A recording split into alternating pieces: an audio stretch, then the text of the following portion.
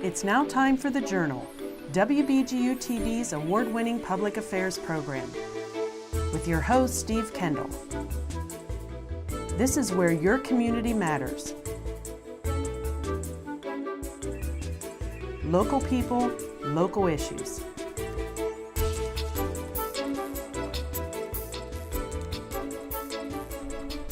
Hello and welcome to The Journal. I'm Steve Kendall. It's a Cold War conflict that turned hot in 1950, and it continues to this day.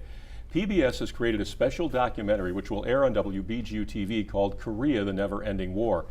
And we're honored to be joined by three veterans of that conflict.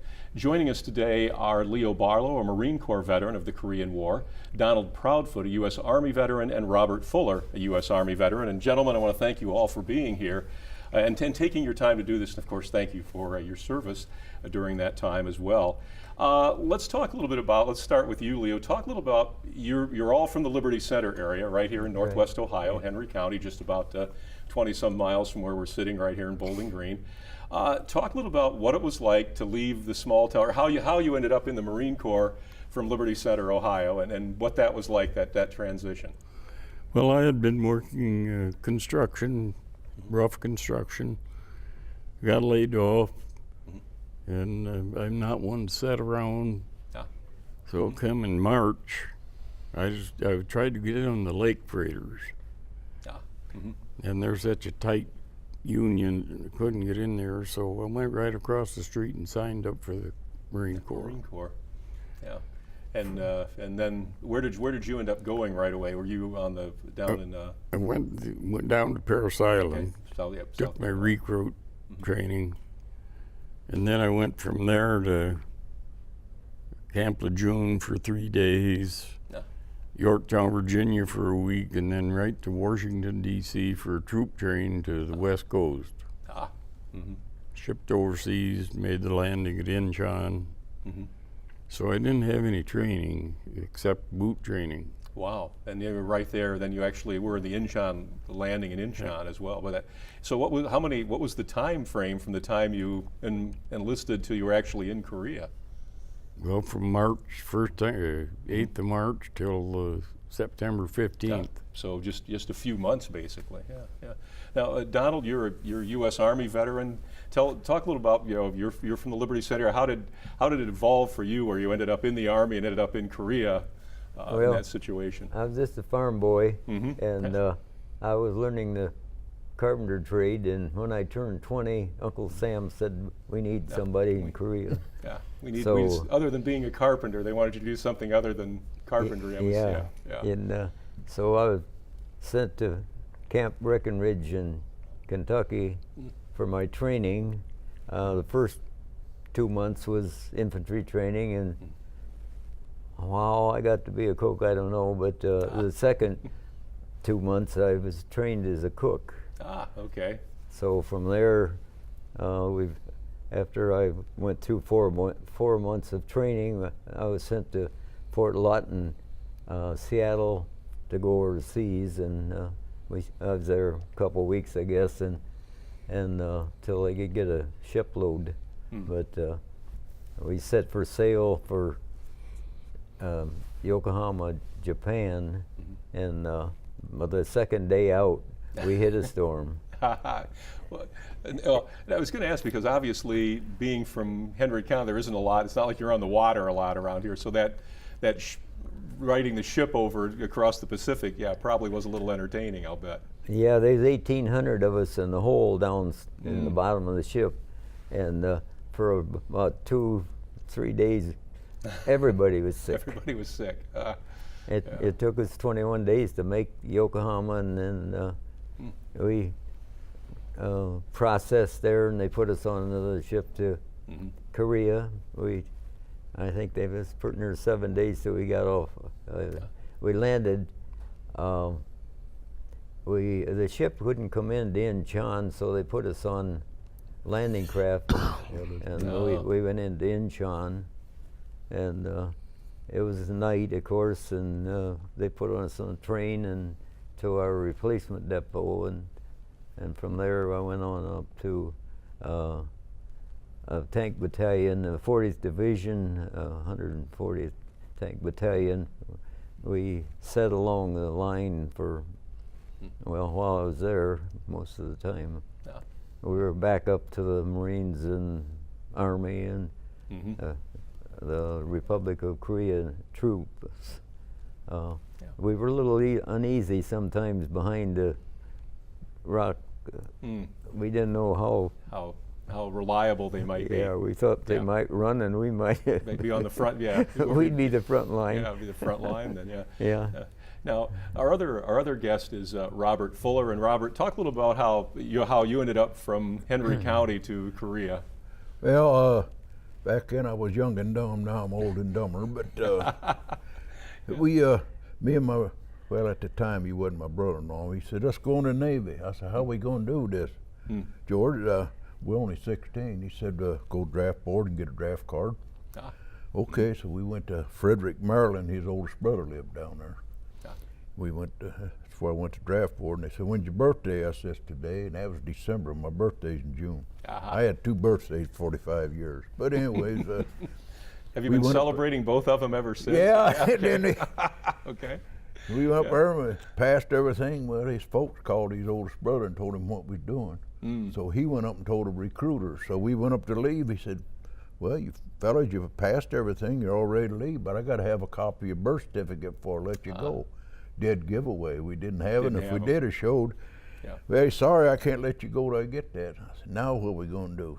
So we come home. Then the draft board send me a letter drafting me, and I get scared. Boy, they found out I lied to them. I'm going to jail. So I went down and joined the Army. Okay. And that was 3. Everything else was 4. And I said, I threw them papers away. I'm already in. Nothing they can do now. So, but the kid went in with me was 15. His mother signed saying he was 17 from Waterville. Okay. And we went to Frederick, Maryland. Got our shots and clothes and everything, and then they sent us to Indiantown Gap, Pennsylvania for basic. Okay. We had 16 weeks basic. We had 6 weeks infantry and 8 weeks advance, and then we got a 20-day leave, and then we had to be at Stoneman, California.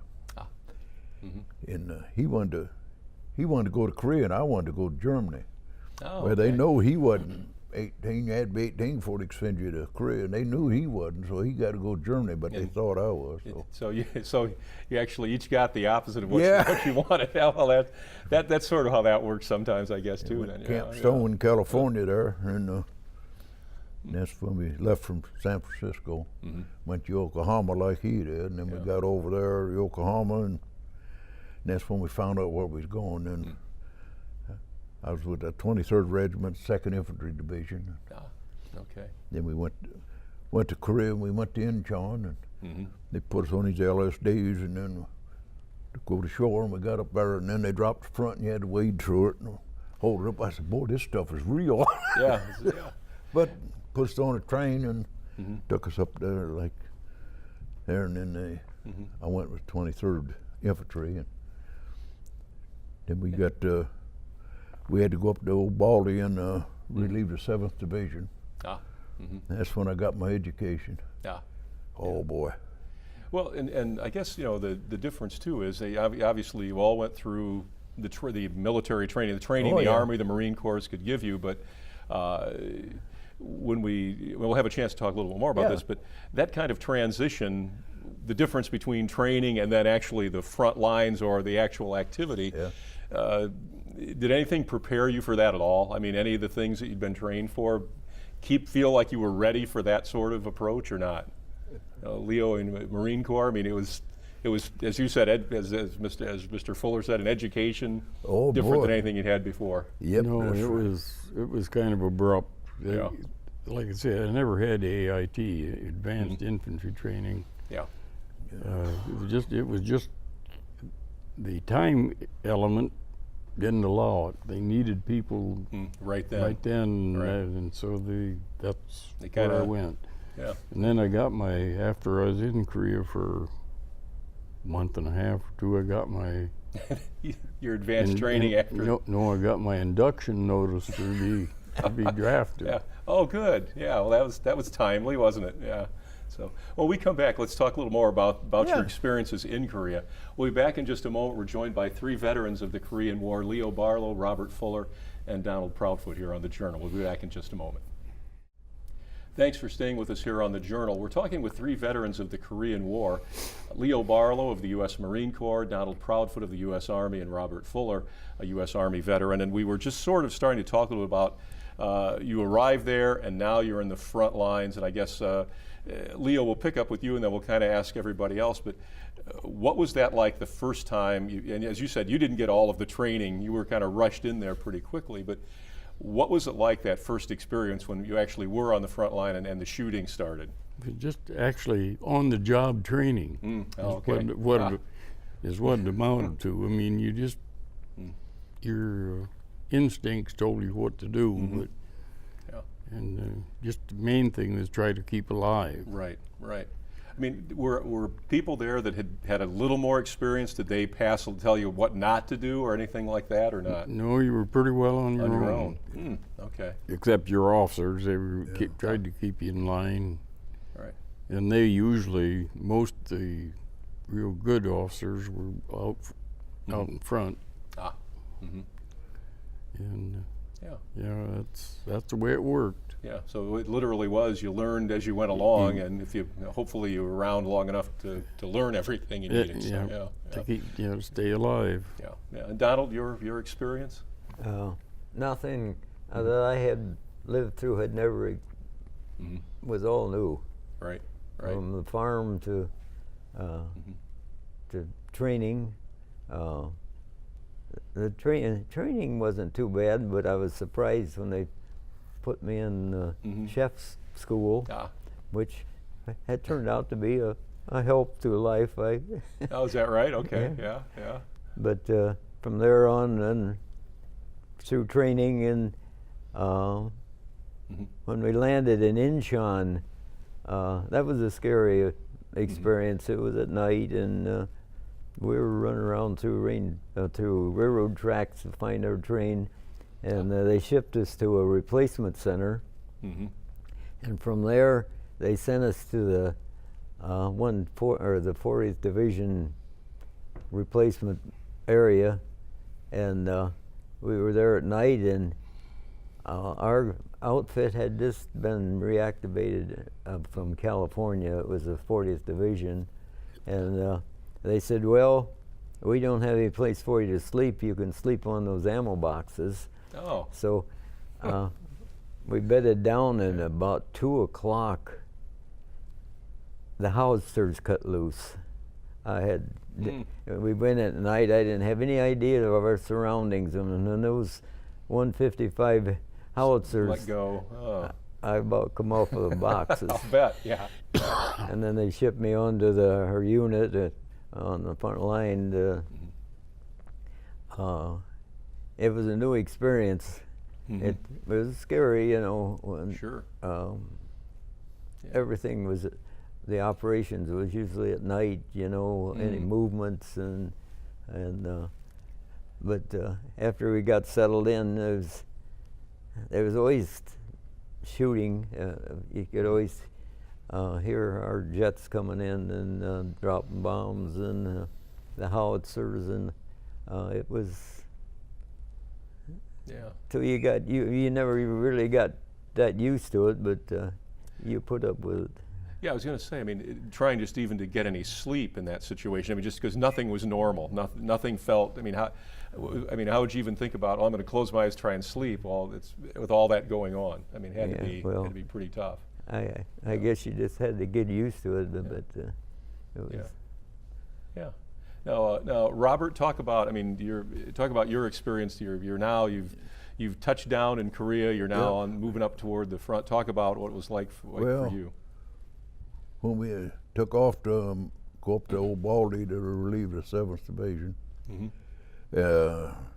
that's when I got an education I'll never forget. But we got bottom of the hill, and go up there to relieve them, and they was bringing them down like crazy, and a helicopter coming in. We strapped them on there, and they flying them out. But we got up there, and And I never seen so many. I said, man, you just have barbed wire stuck out there like a fence and that, and they just keep coming and coming over that damn thing, and they shooting them, and they fall down. They kept stepping on them, and they kept a coming, and you thought, oh boy, here, this is the end. And then finally it eased up after you'd run out of ammo and that, and you'd have fixed bayonets, and oh, jeez. That'd make the hair in the back of your neck stand up. And you, well, this is it. It's all over. But then the planes would come in and start shooting and firing up. But I thought, man, oh man, I'm a damn dummy. I could be home and I'm over here and they're trying to kill me. Yeah, right. Yeah. Well, and when you think about that, I guess that's the thing. I mean, for the first time, it's not an experience. It's not like growing up around here. You see lots of people being killed, and now suddenly you're being confronted with people who want to kill you, and your defense is to kill them before they kill you. That's a mindset that's got to be kind of difficult to adjust to. I mean, when they're going to tell you basically you have to kill them before they kill you. I mean, that's not how you grew up. I mean, that's the thing. That's not the gratitude you grew up with. In daytime they'd be over there and waving at you on the phone and all that bull. And at night, here they come. And they'd shoot them flares up and light it up. And boy, there's like a swarm of mosquitoes coming at you. You know, oh boy. Yeah. But it was an education I'll never forget. I made it through there. A lot of them didn't, but. And Korea, of course. I mean, the weather it seemed like there was never like a decent weather day. It was either too hot or too cold. Is that the way it was, pretty much? I mean, it seemed like that was the case. Hell, it gets 40 below, and it gets so damn cold, the rifles wouldn't even fire. And you're out there shivering and shaking, which I'm still going through it. Cold all the time and circulation, but made it through there. But I'll never forget that. And but I had one time we was coming. A big push come at us, and we coming down, and I run out in a damn field, and I laid down with an M1 on, with a round in it, and the Chinese patrol going through there. My heart was beating so bad I thought they could hear that. Sure. Oh boy, and I thought, oh, here I'm going to be a POW. How I made it through there, and they didn't find me, but they did. And boy, did I catch the devil the next day when they come in and got me, because I was laying in a minefield, and I said, how am I supposed to know at night? I just running out there. That wasn't trying to hide. Last thing on my mind was that there were mines out there. Sure. Well, we come back. Let's talk a little more about, and of course, obviously, you have other fellow veterans that you have been with over time, and reunions and things like that, but we'll talk more about some of those activities as well. Back in just a moment here on The Journal on WBGU-TV. Thanks for staying with us here on The Journal. We're talking about Korea, which PBS has a documentary coming out called The Never-Ending War. Started in 1950, of course, we're still engaged in Korea even as we speak. So we're joined by three veterans of that war: Leo Barlow, a Marine veteran, Robert Fuller, an Army veteran, and Donald Proudfoot, an Army veteran. And Robert, we've talked about a lot of things, and as we were talking between the segments, a lot of people don't remember Korea, don't know. To them, it's ancient history. And one of the points that comes up is, how did you feel about why we were there? Did you feel that there was a reason why you should be there and why the U.S. should be there? And I know we're talking the 1950s, but it was a different approach. But what was your feeling about that? Well, the communists, China turned communist, and then they was trying to take over Korea because it was divided, and they invaded the South, and that's when we come over there. They sent us over there to relieve the South and help them out and push them back up, which we did. Right. And that was a good thing, because I went over for the 60th anniversary. And the Korean government paid 50% of my airfare and my wife. I didn't want to go, but the wife and kids taught me. But I'm glad I did now. But I went over there, man, everything's high rising. Everybody's got cars, and everything, and they didn't have them. It was all mud roads, oxen carts, and Sure. and all that. But boy, it's just different now, and they got to go up or down because they got no room to go out. There's so many people, and it's amazing. It's really different how much it changed, and it shocked me to see how much it's really changed. Right, right, and it probably would not have been like that had you No. had you guys not been there. I guess that's how you have to look at it, right? Well, what bothered me when I was over there, all the people and the kids come up to us, and they bowing and thanking us and thanking us, and that just got to me. That bothered Sure. me. But I mean, they really appreciate what we done for them, and they like it that way. But then, Right, right. Yeah. a lot of the North was trying to come down, but then they got the border out there, and they won't let them cross it. And the North, they kill them if they try to cross the border Sure. because they won't let them come. Yeah, yeah. But a lot of the South has got relatives and relation up Sure, north. yeah. You know. Just pretty similar to Germany after World War II. There was a wall, and there were Yeah, people, well, yeah. people trying to leave one side, not allowed to, and relatives and family and separation like that as well. So Yeah, it's a. yeah, Yes. After I seen that, I was glad of what we done, and yeah, glad. good. I Yeah. hope someday they'll get reunited, but you never know. Sure. Yeah. Well, and things evolve, which I guess but it's still, like I say, we're still there. Yeah. And the story hasn't changed a lot in terms of the North and the South No, with but how they deal with each other. So yeah, Donald. The 50th year, they sent us all the veterans a medal for Okay. the service we give for them, and they also sent a letter of thanks, and so they did appreciate it. But when I landed in Korea, I said, "Why am I here?" Yeah. The landscape, there was nothing. The armies had rolled back and forth across there several times, and the villages were gone. It was it was barren, and I said, "Why are we fighting here?" Yeah. But after I got home and inventoried the situation, this was 5 years after the World War II quit, Sure. and there was a problem with the UN and the rest of it. They didn't know what to do with Korea. Japan had occupied Korea since 1910. Right. And so the UN decided to keep the bottom half, and the top half was communist. Yeah.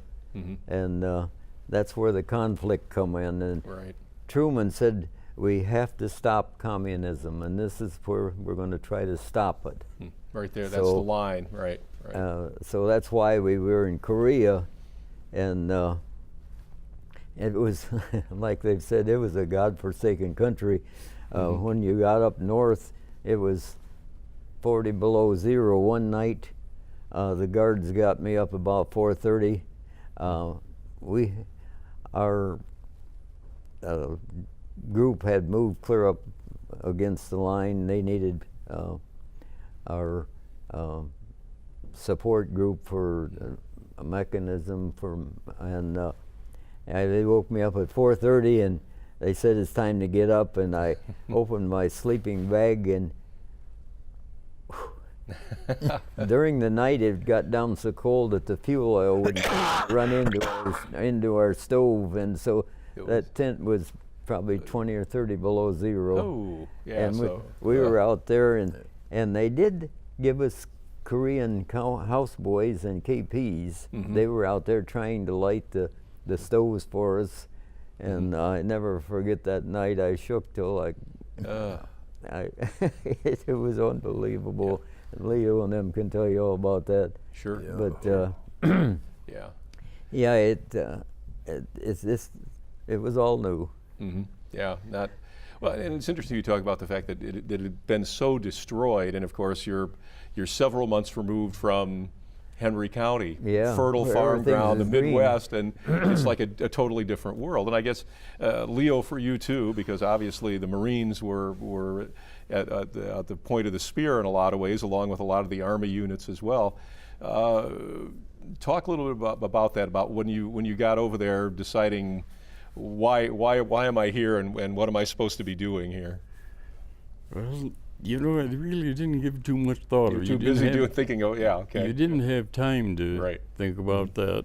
Yeah. And besides that, I enlisted, and what I got was, you know, what they gave me. I guess that's the way I accepted it. Sure. Yeah. And you maybe didn't like it, but you didn't say anything. You couldn't do anything about it anyway. So you just accepted it, did your job, and tried to stay alive. Right. Right. And stay warm, because we didn't have the right equipment. You know, that's a theme too, and I guess that is that we were undersupplied and incorrectly supplied. It appeared in a lot of ways. Yeah. You know, footwear especially. Which is pretty critical. Yeah, I mean, sort of an important thing when you're dealing with cold, wet, whatever. Yeah, and that's And you couldn't get in. You had sleeping bags, but you didn't dare to get into them. Only maybe just be up to your knees. Because there was a lot of guys was bayoneted in their sleeping bags. So it was a constant. I guess that's the thing that I think for no one who's has dealt with that constant stress of any minute, any second kind of a thing. And I think as Robert has talked about, that every minute was a different a challenge. There was always a critical thing happening or could happen. Yep. Yeah. And then you didn't know from one minute to the next what was going to happen. Right. And if we'd had the right equipment, it would have been a lot better, but it still wouldn't have solved the whole problems. It was just one of those things that just happened. Right. Yeah. Well, I want to thank all three of you for being here. I know we could spend a lot more time, and we'll try and have you back again to talk too. But we really appreciate the insight and sort of bringing us back to the reality of what that was like and why and what your experiences were like. Because as I said, it's 70 some years ago now, but at the same time, it's important because we deal with similar things in different parts of the world now, and at the same time, Korea is still there. We're no longer fighting a war in Germany like we were with a wall, but we still have the Korean War, just as you said, just 5 years removed from World War II. So it's important to hear these things as well. So we thank you so much for coming in, and thank you for your service and coming back and to the community here and being able to talk about these things. We really do appreciate that. So good. Thank you again so much. Okay. Thank Yeah, you. you're welcome. Thank you. And you can check us out at WBGU.org, and of course every week here on The Journal on WBGU-TV. We'll see you again next time here on The Journal.